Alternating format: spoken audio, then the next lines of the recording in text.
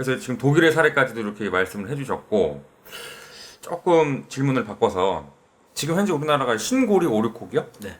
그게 지금 공사가 중단이 됐잖아요. 네. 이제 한수원이 뭐 이제 그 중간에서 조금 고민을 하고 있는 것 같은데, 이렇게 원전을 짓다가 정부 시책에 의해 가지고 중단되는 사례가 다른 나라에도 있나요? 예, 있습니다. 있긴 예, 있어요. 예. 예. 필리핀이 네. 우리나라 고리 1호기랑 동일한 원조를 비슷한 시기에 건설했습니다. 네. 그러다가 이제 건설이 거의 다 완료될 무렵에 네. 운전하지 않겠다 네. 해가지고 이제 중단을 해서 네. 태워놓은 사례가 있습니다. 그래서 이제 필리핀은 그때까지는 우리보다 부자 나라였지만 지금은 가난해졌죠. 예, 예, 예. 예. 그리고 이제 미국에서도 그럼 그 6, 70년대 뭐 그쯤인가 그렇죠. 보네. 예, 예. 미국에서도 숄함 원전이라 그래가지고 네. 지금 뉴욕이 붙어있는 롱아일랜드 지역에서 숄함 원전을 건설을 했는데 네. 지자체에서 반대를 해가지고 예. 준공을 거의 다 했는데 네. 돌리지 않은 경우가 있습니다. 근데 이제 주의해야 될 건 뭐냐면 네. 이때 그 사업자는 돈을 내서 건설을 했지 않습니까? 예. 그 돈에 대해서 배상을 다 합니다. 네. 그러니까 이제 지자체가 전기료를 얼마 올려가지고 네. 그 건설에 소요된 비용을 다 복구할 때까지 네. 이제 돈을 냅니다. 네. 그러니까 이제 우리도 만약에 이제 그 신고리 5, 6호기에 대해서 매몰 비용이 발생을 하면 네. 결국은 그거는 이제 국민이 부담할 수밖에 없는 상황입니다. 우리 이제 공사기 때문에 흔히 말하는 혈세로 이제 메우는. 그렇죠. 근데 그래서 실은 이제 우리가 이제 정부를 네. 우리나라 사람들은 꼭 정부를 자기 국가로 생각 안 하고 약간 대립적인 존재로 생각하는 경우가 그런 게 있습니다. 있죠. 네. 편향해요. 그래서 이제 한수원도 마찬가지로 한수원이 손해가 나면 국민들이 관심이 없는 경우들이 많습니다. 네. 사실은 그게 다 공기업이고 네. 국가의 세금으로 운영되는 기업이고 하기 때문에 네. 거기서 손해본 만큼이 네. 결국은 내 주머니에서 나온 것이라고 생각을 해야 될 필요가 있습니다. 알겠습니다. 제가 어제 그 조선일보 보도를 보니까는 지금 세계 최대의 이산화탄소 배출국이 네. 중국이라고 하는데 네. 중국도 원전을 엄청나게 늘려나가고 있더라고요. 네. 그 이유가 무엇인가요? 이게 무슨 청정에너지 뭐 이런 거 갖고 연관이 있는 건가요? 우선 중국은 지금 경제 발전을 엄청나게 하고 있기 때문에 네. 에너지를 많이 필요로 합니다. 네. 그래서 원자력뿐만 아니라 거의 모든 발전 설비는 다 증설을 하고 있다고 보시면 되고요. 네. 그런데 문제는 네. 이제 그 석탄을 늘리다 보니까 네. 공해가 너무 심해졌습니다. 예. 그리고 그러다 보니까 이제 공해가 없는 발전원을 필요로 하게 됐고 예. 또 이제 그 국민들의 삶이 윤택해지기 시작하면서 전력 소비가 이제 급격하게 늘어났습니다. 네. 그래서 이제 우리는 서해안이고 중국에서 보면 동해안이죠. 네, 그렇죠. 거기다 이제 원전을 한 50, 5, 60기 건설할 계획을 가지고 있습니다. 네. 그런데 그 5, 60기가 네. 중국 전체 전력의 5%밖에 안 됩니다. 아, 그거조차도요? 네, 그래서 앞으로도 엄청나게 건설될 예정이고 네. 어떤 면에서 보면 일본도 이제 먼저 중단했다가 재가동을 시작을 했지 않습니까? 네. 그래서 우리가 탈핵을 했을 때 중국도 많이 짓고 일본도 계속 쓴다면 네. 우린 과연 뭔가 네. 네, 뭐 이런 생각입니다. 네. 예컨대 이제 독일도 마찬가지였지만 처음에 이제 신재생 에너지를 많이 늘렸는데 갈탄 발전소를 짓기 전에 네.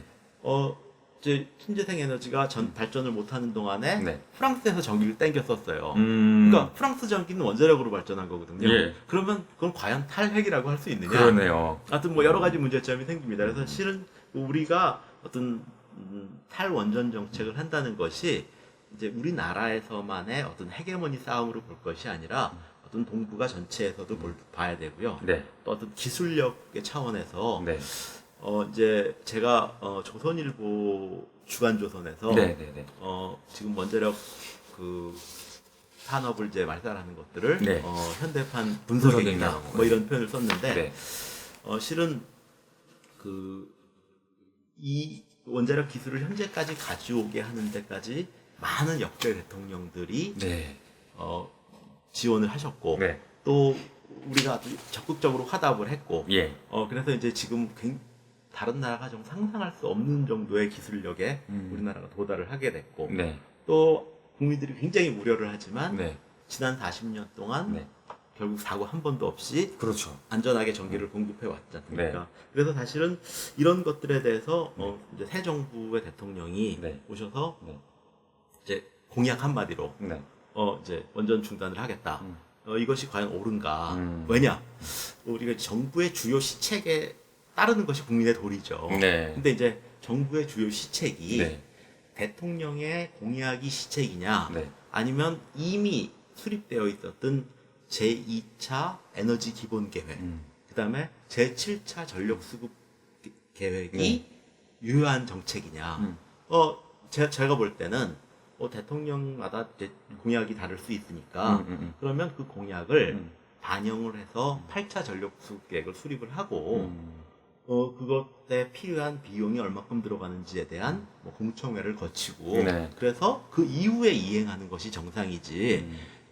이전의 계획들이 여전히 있고 7차 전력 수급 계획이 여전히 유효한데 그 안에는 신고리 원전 5, 6호기 건설 계획이 들어가 있습니다.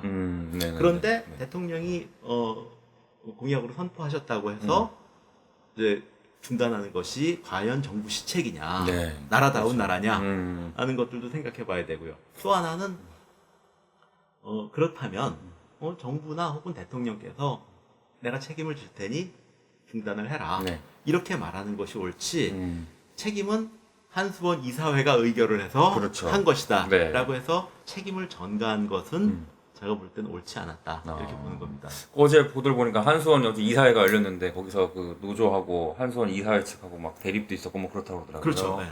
그러니까 지금 문제가 약간 어떻게 보면은 엉뚱한 데서 벌어지는 양상도 보이는 것 같아요. 그렇죠. 책임져야 할 예. 제가 책임을 안 지다 안 지고 보니까 그러니까 네. 그런 식으로 지금 벌어지고 있는 것 같은데 아무튼 조금 이제 지켜봐야 될 것 같습니다. 그 부분은.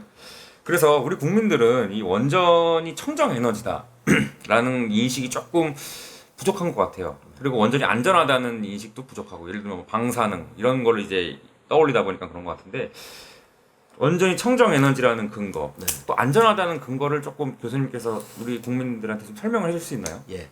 우선 네. 우리는 사실은 배우지 않아도 네. 위험한 거를 인지할 수 있습니다. 네. 위험해 보이면 위험한 거죠. 네. 그렇죠? 그래서 이제 배우지 않아도 위험을 인지할 수 있습니다. 그런데 우리가 경험했던 영역에서는 위험한 걸 느낄 수 있어요. 네. 그렇지만 경험하지 않은 것들에 네. 대해서는 위험한지 아닌지를 판단할 능력이 실은 없습니다. 네. 그래서 경험하지 않은 영역에 대한 네. 위험은 예. 계산을 통한 수치로 인정할 수밖에 없습니다. 예. 경험칙으로 나오지 않기 때문에. 예. 그래서 이제 어떤 면에서 보면은 전문가들이 말하는 안전과 네. 일반인이 말하는 안전에 괴리가 있을 수 있습니다. 예. 그리고 저는 인정하고요. 예. 그럴 수밖에 없다고 생각을 합니다. 네. 그런데 이제 그 원자력 발전소가 이제 청정하냐 아니냐를 보기 전에 네. 그래서 이제 그 안전에 대해서 조금 생각을 해본다면 네. 예컨대 우리가 이제 석탄 발전을 한다고 치면 전 사이클에 대한 안전 분석을 하는 것이 옳습니다. 예를 들어서 석탄의 네. 채광, 네. 운반, 또 뭐 네. 이런 그 석탄 발전, 네. 그다음에 폐기물의 처리 네. 이런 전 과정에서 위험 요소가 얼마큼이냐를 보는 것이 맞지. 네. 그냥 발전 요것만 딱 그거 보는 자체만 것은 보고선. 아니죠. 그러니까 예컨대 우리가 이제 전기 자동차나 수소 자동차를 쓰면 이산화탄소 배출이 없다. 네. 그렇기 때문에 이제 청정한 자동차이다 이렇게 얘기를 할 수가 있습니다. 네. 그런데 전기를 어떻게 생산했느냐, 수소를 어떻게 생산했느냐에 따라서 달라지는 거죠. 예. 그래서 이제 전기 자동차나 수소 자동차를 부인하는 건 아닙니다. 열심히 연구 개발해서 해야 되는데 네. 그와 동시에 전기도 청정하게 생산하고 수소도 청정하게 만들 때 네. 전체적으로 이제 청정하지 하다고 볼 수 있는 예. 거죠. 그래서 이제 석탄 2012년에 포브스에서 이제 기사에 이런 것들이 있습니다. 그 1조 킬로와트 C라는 전력량을 1조 킬로와트 H요. 예. 1조 킬로와트 C를 만들어내는데 네. 발전 원별로 몇 명이 죽는가? 네. 그런 조사도 예, 했었나요? 통계가 있습니다. 예. 결국은, 재밌네요, 그거. 예, 석탄이 10만 명이 돌아가십니다. 그러니까 이거는 채굴부터 시작해서 전체 사이클입니다. 네. 그 다음에 LNG 발전소가 네. 4,000명이 돌아가십니다. 4,000명이요. 예. 그 다음에 네. 태양광이 네. 440명. 그 그 다음에 풍력이 150명. 네. 그리고 원자력이 이제 체르노빌만 사망 사고가 있었으니까 네. 체르노빌을 포함하면 90명. 어, 체르노빌을 안 포함하면 0.1명. 0.1명. 예, 이렇게 돼 있습니다. 그래서 이게 사실은 네. 우리가 느끼는 위험과 네. 수치화된 진짜 위험의 차이입니다. 아, 네. 네. 그래서 이제 우리는 석탄 발전소는 있어도 그것이 이제 이산화탄소를 발생시키고 오염물질을 발생시켜서 그것들이 무슨 폐질환을 유발한다거나 이런 것들은 네. 생각을 하지 않습니다. 그러네요. 네. 그리고 이제 사고 났을 때만 상황을 하죠. 예. 그래서 이제 그런 부분에 대한 이제 그 안전성에 대한 그 오해가 있습니다. 네. 근데 이제 또 하나는 네. 흔히들 우리가 좀 헷갈리는 경우가 있어요. 그래서 이제 사실 선동이 되는 예, 이유인데, 예, 예. 오염물질이 바깥으로 나간다. 네. 그러면 그건 환경 오염 아니냐? 당연히 그렇게 생각하지 그렇죠. 않습니까? 네. 그런데 우리는 이미 과학 시간에 네. 자정 능력이라는 걸 배웠어요. 그렇죠. 그러니까 네. 오염물질이 나가되 네. 자정 능력을 초과하지 않는 만큼 나간 거는 환경 오염이 아닙니다. 자정 능력을 초과하는 만큼 나가는 것이 게 환경 오염입니다. 그렇죠. 이것이 이제 환경공학에서의 정의입니다. 네, 네, 네. 그러니까 자정 능력 이내에서 나간 것까지도 나간 건 다 나간 거다. 이렇게 취급하는 거는 굉장히 과학적으로 무지한 태도인 거죠. 그래서 이제 대부분 뭐 원자력 발전소에서 일정 부분의 방사선 물질이 나가도 좋다. 네. 또 석탄 발전소에서 이산화탄소도 나가지만 공해 물질이 나가는데 네. 뭐 얼만큼으로 제한한다 하는 이 제한치는 기본적인 철학이 자정 능력입니다. 만약에 예. 자정 능력이 없다 그러면 전혀 나오면 안 되는 거죠. 예, 예. 그래서 이제 원자력 발전소에서 뭐 근처에서 방사선이 나왔다 뭐 여러 가지 얘기들이 있지 않습니까? 그것들이 다 자정 능력의 범위 내, 인체에 영향이 없는 범위 내 네. 배출되고 있는 것이기 때문에 원자력 발전소에서는 이산화탄소도 아무것도 안 나오고 있고요. 그리고 이제 방사선도 환경 방사능 레벨을 초과하지 않고 있고요. 예, 예, 예. 또 하나는 네. 많은 사람들이 이제 원전에서 나오는 사용 해결료 걱정을 많이 합니다. 그렇죠. 그렇죠. 네. 근데 이제 그 스펜드 퓨얼로 예, 그렇죠. 네. 근데 이제 그 원자력 발전소에 이제 우라늄 235가 연료로 사용되는데 1g이 석유 9드럼, 석탄 3톤에 해당되는 에너지를 냅니다. 네, 네, 네. 근데 우리가 이제 1g이라는 것들에 대해서 좀 생각해 봐야 되는데 그 이제 핸드폰 하나 무게가 한 250g 됩니다. 예, 예. 그러니까 그거의 한 250분의 1 정도의 무게가 네. 석탄 3톤에 해당되는 에너지를 냅니다. 음. 그러니까 연료가 적게 들어갔으니 폐기물도 그만큼 적게 나옵니다. 네. 그러니까 지난 40년간 우리나라에서 원자력 발전소를 가동을 하고 나온 사용 해결료가 14,000톤입니다. 네, 네. 그 14,000톤의 양은 시골 초등학교 운동장에 쌓아놓으면 되는 정도입니다. 굉장히 작은 양입니다. 네. 만약에 동일한 양의 전력을 석탄으로 만들었다 그러면 한 2억 2천만 톤 정도의 예. 이제 석탄회가 나오고요. 네.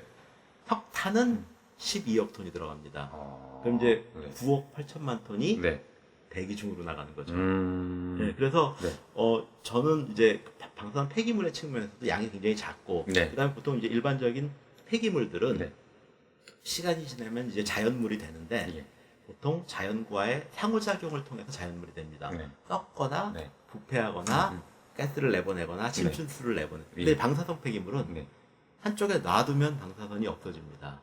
그렇기 때문에 환경과 상호작용을 하지 않고 자연물이 되어가기 때문에 네. 저는 여러 가지 측면에서 네. 깨끗하고 친환경적이라고 생각하고 있습니다.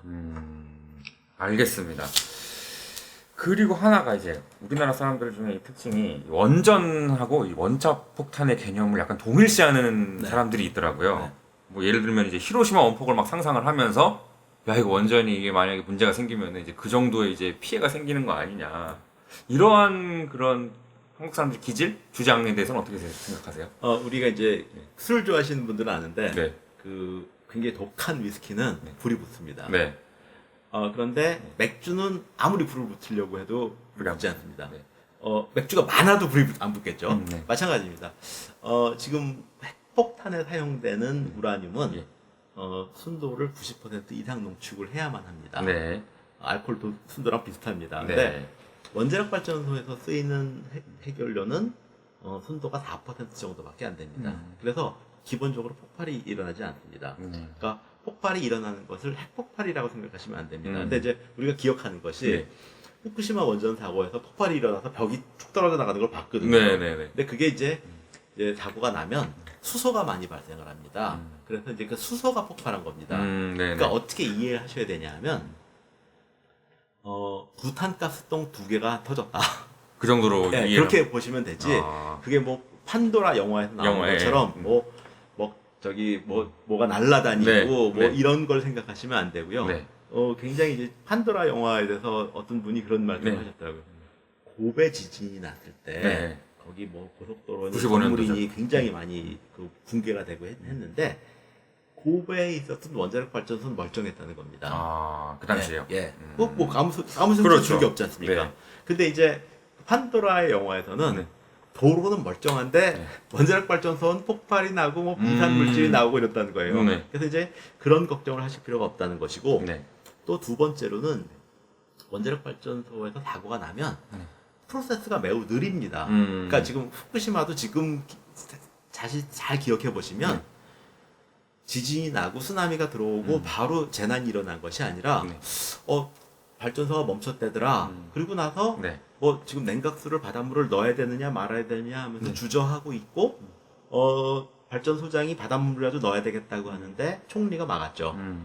거기까지 한 3일 정도가 걸렸습니다. 네. 그래서 뭐 원자력 발전소에서 사고 나면은 뭐 대피하고 또 도망 다니고 하는 것이 아니라 첫 번째로는 집에 계시는 것이 가장 좋고요. 네. 지금 후쿠시마에 대해서도 속속 밝혀지고 있는 것들이 지금 사람들을 피난을 시켰던 이유가 쓰나미가 들어와가지고 가옥이 침수되고 할 수가 없게 됐기 때문에 네. 보낸 것이고 네, 네. 방사선 수준은 그렇게 높지 않다는 것입니다.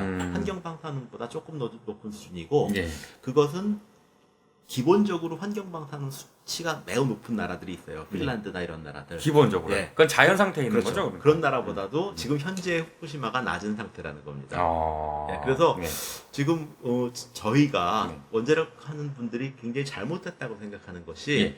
이런 부분들에 대해서 국민들에게 알리는데 적극적으로 노력을 했어야 되는데 예. 그걸 제대로 못 알리다 보니까 결국은 이제 그 반핵 단체들의 겁주기에 네. 국민들이 속고 있는 것이 아닌가. 아, 그렇게. 왜냐하면 지금 원자력 발전소 사고가 났었던 네. 미국이나 일본이나 러시아는 네. 원자력을 하나도 포기하지 않았습니다. 그렇죠. 네. 알겠습니다. 그 지금 말씀하신 그 대목을 조금 더 구체적으로 알아볼게요. 지금 제가 알기로는 원전 사고가 보고된 예가 3가지로 저는 지금 알고 있거든요. 방금 말씀하신 미국의 경우 3마일 원전, 네.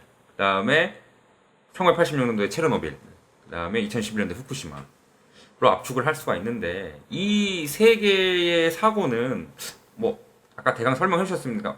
좀 차이가 있을 것 같아요. 일단 원자 로형이 틀리고요. 네. 이제 노형이 틀리다는 건 설계 개념이 다르다는 겁니다. 네. 이제 우선 가장 큰 사고였던 것이 1986년 체르노빌 원전 사고입니다. 네. 이때는 네. 원자로가 있으면 원자로를 둘러친 경납 건물이라는 게 없었습니다. 그냥 일반 건물이었습니다. 그 경락권 나부로 보통 하나요? 나부는 아니고요. 네. 경납 건물은 이제 두께가 네. 1.2m에서 1.5m 이 책상 정도보다 네. 더 두꺼운 정도의 벽체입니다. 네. 벽체로 된 건물이고요. 네. 이게 이제 원자로를 둘러싸고 이제 네. 가두고 있습니다. 네. 그래서 기본 개념은 네. 이 원자력 발전소에서 이제 사고가 나서 그 안에 있는 물까지 다 증발을 하고 그 안에 있는 해결료가 다 녹고 네. 했을 때 네. 이제 고온 고압의 상태가 되지 않습니까? 네. 그리고 이제 그 안에 있는 물질의 양은 우리가 얼마큼인지 알고 있고요. 그랬을 때 이 경납 건물이 버틸 수 있도록 네. 설계가 됩니다. 어. 그래서 이제 압력도 대충 5기압 내지 6기압에 버틸 수 있게 돼 있고요. 네네. 용적도 큽니다. 네. 이제 그런 것들이 이제 미국 TMI에 있었던 것이고 네. 우리나라 원자로는 다 그게 있습니다. 예, 예. 근데 체르노빌은 그게 없었습니다. 그러다 보니까 이제 다 방사능 물질이 나가버렸고요. 네. 그래서 이제 근데 체르노빌 같은 경우에는 구소련이었기 때문에 네. 이 경납 건물을 짓는 비용이 전체 발전소 건설 단가의 4분의 1입니다. 그러다 보니까 네. 이 경납 건물을 넣고 발전소 3개를 지을 거냐, 경납 건물 없이 발전소 4개를 지을 거냐의 문제입니다. 경제성으로 따졌겠네요. 그리고 이제 또 하나는 거기 땅이 넓으니까 네. 오케이, 우리는 이렇게 짓고 사고 나면 그 땅은 몇십 년간 버려둔다 하는 것이 이제 러시아의 설계 개념이었던 겁니다. 네. 뭐 무식하거나 이런 게 아니고 네. 그 나름대로의 그 나라의 사회 경제적 상황에 맞춘 겁니다. 그래서 이제 그런 일이 있었던 거고요. 지금 후쿠시마 원전 사고는 2011년인데 네. 그건 이제 우리나라에는 없는 그 비등경수로라는 타입입니다. 근데 실은 그 비등경수로라는 타입이 경수로보다 좀 많이 쌉니다. 왜냐하면 이제 루프가 하나 적기 때문에. 네. 근데 이제 그 비등경수로는 경납용기의 내적 공간이 네. 많지 않기 때문에 네. 보완을 필요로 한다는 것이 네. 이제 알려진 사실이었는데 네. 보완을 안 했던 거죠. 아. 그러나 여전히 네. 이제 방사선으로 인해서 사망한 사람은 없습니다. 네. TMI 원전 사고가 이제 1979년도에 최초로 일어났던 네. 사고인데 네. 사실은 그 사고가 굉장히 심각했습니다. 아, 왜냐하면 그랬었나요? 예. 해결료의 절반 정도가 녹았습니다. 네. 그래서 예. 이제 근데 뭐 저기 그 원자로에 있는 물들도 빠져나가고 네. 해결료의 절반 정도가 녹았고 그런 상황인데 네. 경납 건물이 버텨줬기 때문에 방사선 물질은 나가지 않았습니다. 네. 뭐 사망자 당연히 없는 거고요. 네. 그래서 우리나라에 있는 원자력 발전소는 다 TMI랑 같은 가압 경수로형입니다. 네. 그래서 지금 많은 분들이 부산에서 뭐 원전이 밀집 지역이다 뭐 이런 걱정을 하시는데 네. 그런 일 없고요. 또 하나는 네. 만일에 사고가 난다 하더라도 경납용기가 충분히 버텨줍니다. 그리고 만에 하나 경납용기가 뭐 샌다 하더라도 그쪽으로 새고 바람이 한쪽 방향으로만 불어가지고 가장 그 치명적인 위치에 있는 사람이 있더라도 네. 굳이 경계에 24시간 서 있어도 이 사람이 평생 한 번 정도는 박아도 되는 정도밖에 안 되게 그래요. 돼 있습니다. 네. 우리가 뭐 예를 들면 엑스레이를 할 때 뭐 네네. 찍는 그 정도. 네네. 그래서 그렇게 걱정을 하실 필요 없습니다. 네.